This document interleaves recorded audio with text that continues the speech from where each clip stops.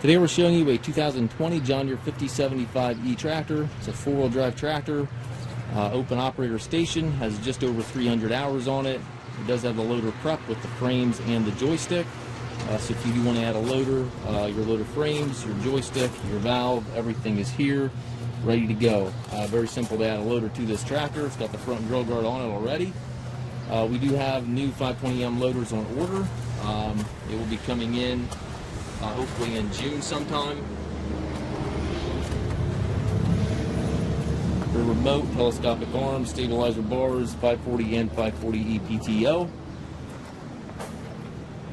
Perfect size utility tractor for an around the barn tractor, or if you're a smaller hay operation, this can be your one size does all tractor. 3 ranges in the machine, right here in this orange handled lever, and then 4 gears to the right there.